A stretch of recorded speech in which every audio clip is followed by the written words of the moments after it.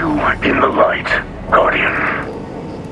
I was given a message about Lakshmi too. She of the future war cult. Osiris wishes that she gains full access to the Vex data you gather. I agreed. I hope my cooperation will show her we are not like the old houses. I have heard the transmissions she records for the city's people, and I know she is skeptical of the Elixni. I hope to make trust with her. There are rumors she uses Vex technology to look upon tomorrow. This is dangerous, forbidden by my people. But if it will show her we walk together in peace, I will give her all that she asks. After studying the data you brought, I have found a new path for you to walk. The Vex gather their forces, but we can break through their security, enter their realm, then use your light. Consecrate their network. Purify it.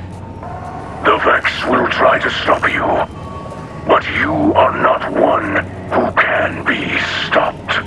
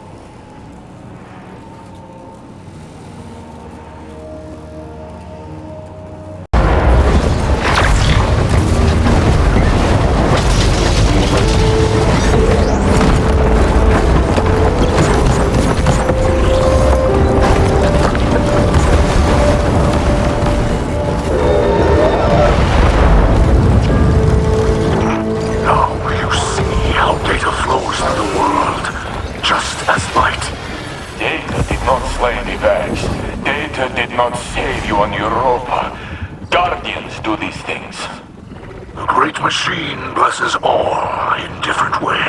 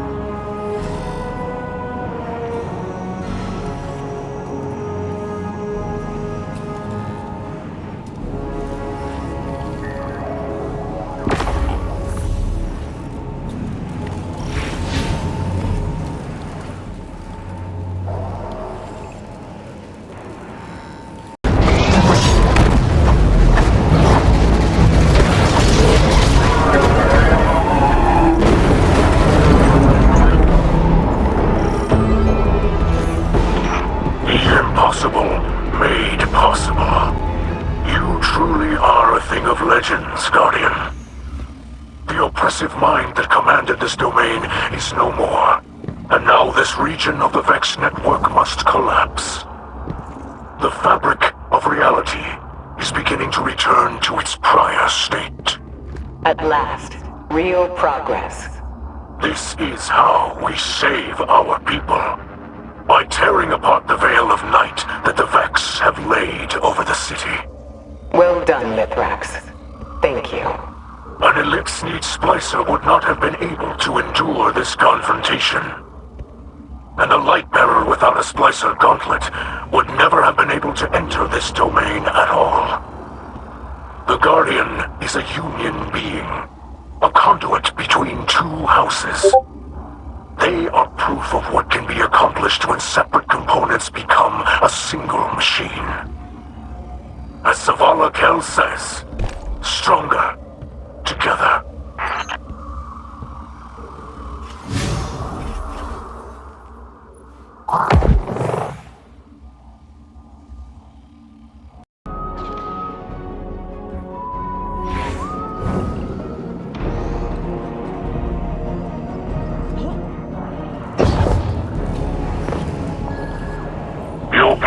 grow to fight the Vex, but still their offense increases. We Sacred Splicers study the Vex. We learn to move through them like tall grass.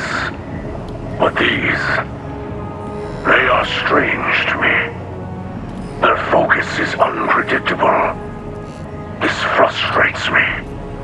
I can see the data streams as you walk through their space, but I cannot see from where they flow. It is as though a fog pushes in from cold water. It could be the soft voice of my doubt here in this false night. But it could be something greater. Something no Splicer has encountered before. You must continue to enter their network. Destroy what you find inside. Each victory cuts one of the threads that hold this endless night in place. The Vex will send powerful foes against you, but be not swayed. Keep to the path.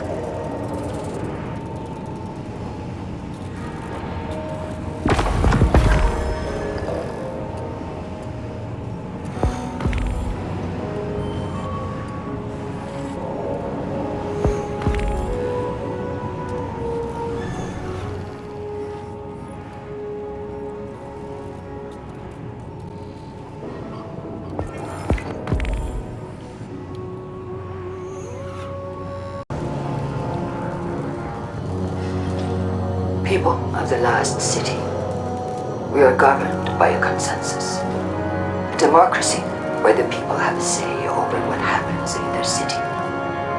Or so we thought. But did you agree to shelter a mob of dangerous fallen?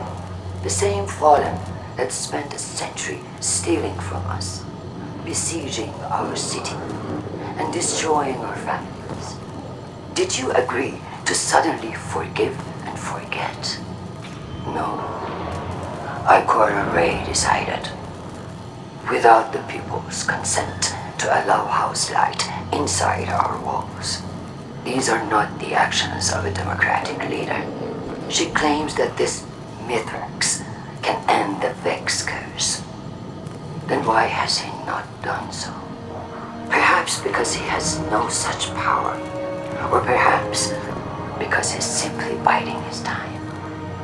I have gazed into the future using Vex technology and have seen only a strife and conflict with the Fallen.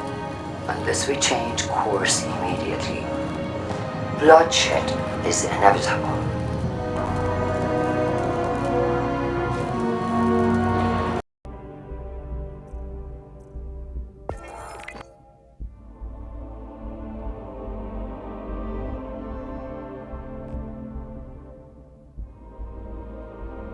Arach Jalal narrowed his eyes with impatience as Dead Orbit's head of logistics struggled to satisfactorily account for the faction's supply caches. The pair had been wandering around the massive hangar for an hour while an enormous ship was being loaded in the background. Jalal had seen the celestial disappearances and the encroachment of the Black Fleet as clear signs that Dead Orbit's final exodus must soon begin. He had ordered a redoubling of departure preparations, but found the faction's rank and file struggling to keep pace. Jalal cut off his subordinate's bumbling presentation. This is insufficient. Earth will soon be behind us, and Dead Orbit will have to survive on the supplies that we provide. His mild tone and half-lidded gaze underscored the gravity of his words. Supplies that you are in charge of tracking. You do understand that, don't you? A furious blush spread across the administrator's face. He bowed his head and scuttled away as Jalal crooked his head in annoyance. Behind him, a raspy voice floated up from the maze of towering crates. Leaving us so soon, Jalal. He turned to find Lakshmi II and Executor Hideo. The future war cult leader stood formally, hands clasped before her, while the head of New Monarchy browsed the shipping crates with casual interest. This is an impressive collection. I had no idea Dead Orbit was so well funded. Hideo gestured broadly to the crates. Jalal shrugged. It's a life's work, Hideo. Everything will need to reseed the human species elsewhere. You should join us. We're fine where we are, thank you, Lakshmi interjected. As a matter of fact, that's why we've come. Jalal bowed his head and gestured toward the hangar exit. The trio ambled outside. Hideo and I are concerned about the current Vanguard leadership, Lakshmi began carefully. Jalal allowed himself a mirthless chuckle. Yes, I've heard your open editorials. You're becoming quite the demagogue. I never knew you held such strong feelings about the fallen. If it's incitement to speak the truth, then so be it, Lakshmi fired back, sharper than intended. The fallen have been a useful catalyst, but that doesn't mean we are wrong. Perhaps not about the Vanguard, Jalal replied, but the cult is hemorrhaging members. And I doubt it's your best and brightest remaining. Those who wish to leave are free to do so, Lakshmi said with a pointed glance toward the dead orbit ship. We'll be stronger without them. Zavala and Ikora have been ineffective since the speaker died, Executor Hideo cut in. The disappearance of the planets caught them unprepared. They're allowing Guardians to use the darkness. And now they've cut a deal with the Cabal? It's just too much. We must have leadership whose point of view is more closely aligned to that of the people, Lakshmi said. And who do you propose, exactly? Jalal stopped the trio at the corner of a broad thoroughfare, where the rumble of cargo movers masked their conversation. Saladin was our first choice, Hideo added with an ill-concealed smirk, but he's not as cutthroat as he seems. Appears the Iron Lord has a soft spot for Commander Zavala. Lakshmi gave Hideo a look, as though he had revealed too much.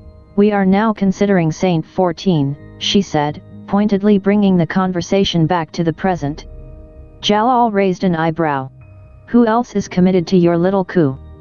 We have somebody in a position of influence. Someone who can ensure an orderly transfer of power, Lakshmi answered. That person would have to be very clever indeed, Jalal said gravely. For your sake. Ikora Ray is not a target to miss. The moment stretched as Jalal measured the situation. He had long considered what a change of leadership might mean for dead orbit, for the resettlement and survival of the human species. And as always, the allure of personal power, a position of eminence in a dying society, was a constant temptation,